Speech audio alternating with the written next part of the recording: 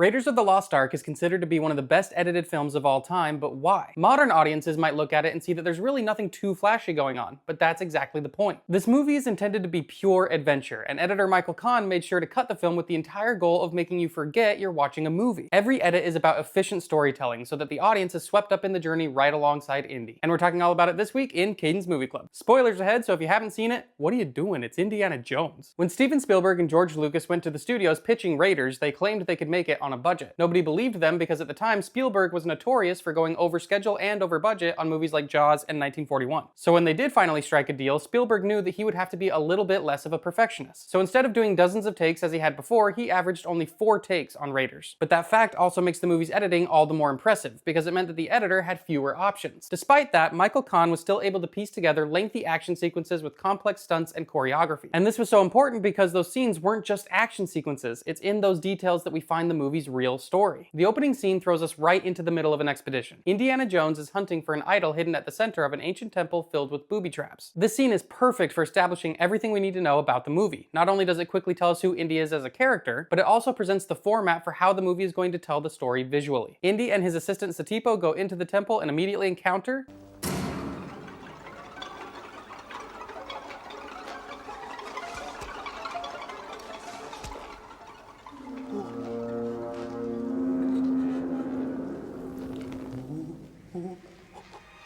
Next, we come to a hallway where the light triggers danger.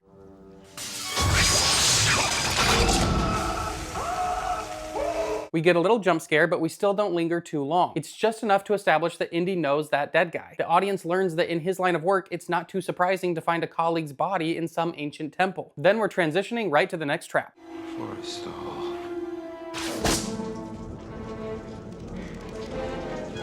And finally, we move into the main room, and yet again, Indy reveals another hidden danger. And with these 4 moments, we've come to learn something really important about our hero. He's an expert at this. He's easily avoided each trap. He's not afraid, and he doesn't make mistakes. And then he approaches the idol. He switches it out with a bag of sand that matches its weight so it won't trigger any more traps.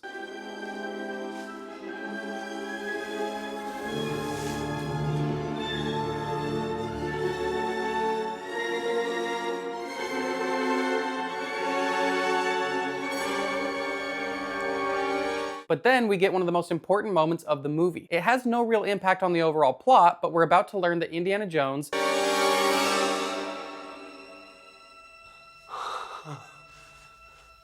is not perfect.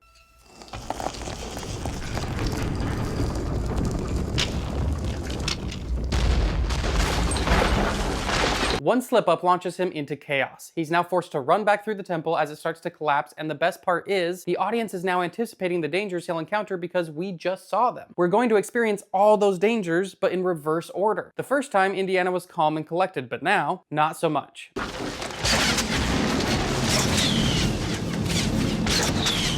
But we know exactly what he has to avoid, so how do we increase the tension? Satipo betrays Indy, and we have this nail-biting moment.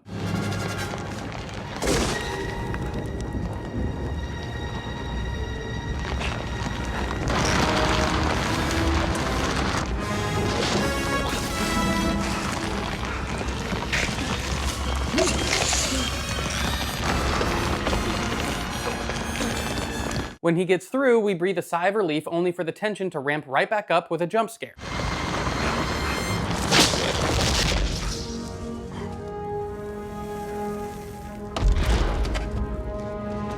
But why does that jump scare work? We should have seen it coming. We already got jump scared in this exact hallway almost in the same way. The editor even cut to the corpse right before the second jump scare just to remind us. But we were distracted because of the focus of the sequence. And then as Indy leaves the temple, we might be thinking, well, now he just has to get past those spiders. That shouldn't be too much trouble, but instead we get the famous scene of him having to outrun one final booby trap.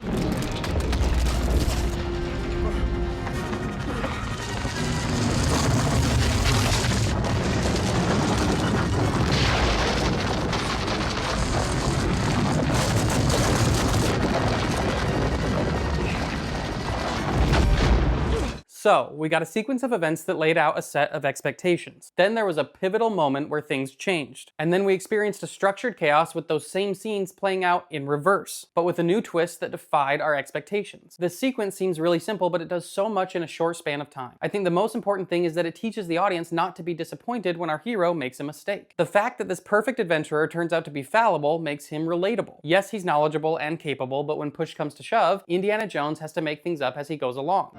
I don't know, I'm making this up as I go. And that idea, along with the formula of the sequence, is going to be repeated throughout the movie. Our expectations are set by a sequence of events, and then we see a reversal of those expectations. Sometimes Indy wins, and sometimes he loses, but that's really the heart of the movie. Because the actual plot is fairly simple. It takes place in 1936, and the US government finds out that the Nazis are trying to locate the Ark of the Covenant, which according to the Hebrew Bible is the chest that held the original 10 Commandments. The Nazis believe it holds supernatural power, and just in case they're right, the government sends Indiana Jones to investigate. From there, it's a big treasure hunt. The fun of the movie is seeing how this relatable hero manages to get out of sticky situations. Later in the movie, the enemy has captured the Ark, loaded it onto a truck, and are trying to escape in a big caravan. And it's up to Indiana to try and get it back. Now I'm going to be talking about the structure of the sequence, but pay attention to how smooth the editing is and how easy we can track the action as an audience. In the first half of this chase sequence, we're going to see something similar to the first half of the opening temple sequence. We're going to see a very capable, almost perfect hero.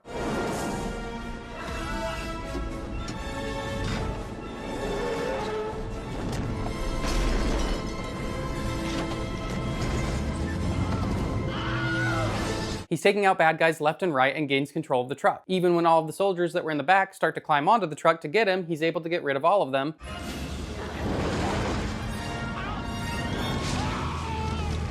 Except one. And this is our moment where expectations are reversed. The movie reminds us, just like when Indy got the weight of the idol wrong, he's just a guy. And what if there was a dude on the truck that was just as daring and capable as him?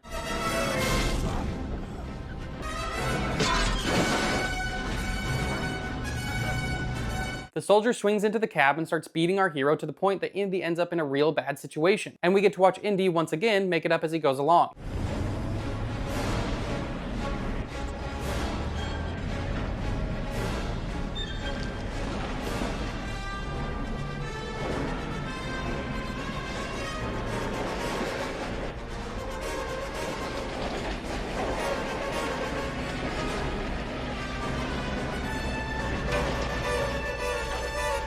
And hopefully by now we can see that the sequence has double reversed our expectations, because now Indy is forced to retake control of the truck just like the enemy soldier did a minute ago. And it plays out the exact same way until it defies our expectations yet again.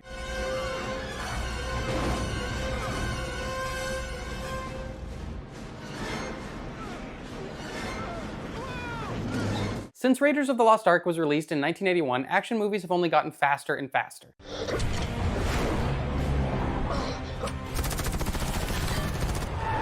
It might not seem like it to a modern audience, but compared to movies at the time, it moves at a breakneck pace. There's only around 3 scenes of exposition in the whole movie, and they're not that long. The bulk of the movie are set pieces like the ones we've looked at, which is why I say that Raiders primarily uses visual storytelling. There's a little story within each sequence. It may only slightly alter the actual plot, but the heart of the story isn't really about the Ark of the Covenant. It's about the persistence and resilience of Indiana Jones. And of course, the cinematography, the stunt choreography, the acting, all does a lot of work to contribute to that story. But the only way we make meaning out of it is the way in which those elements are structured and presented to us through the edit. I don't think Raiders of the Lost Ark is a movie that would immediately come to mind when thinking of great editing, but that's because it does exactly what it's supposed to do by disappearing behind the story it's telling. And next week we're going to be taking a look at another classic example, but this one was an early pioneer of a lot of revolutionary film techniques that are still in use today. Citizen Kane tells the story of a wealthy, influential man named Charles Foster Kane, and it begins with him dying. On his deathbed, he says one last word before passing away.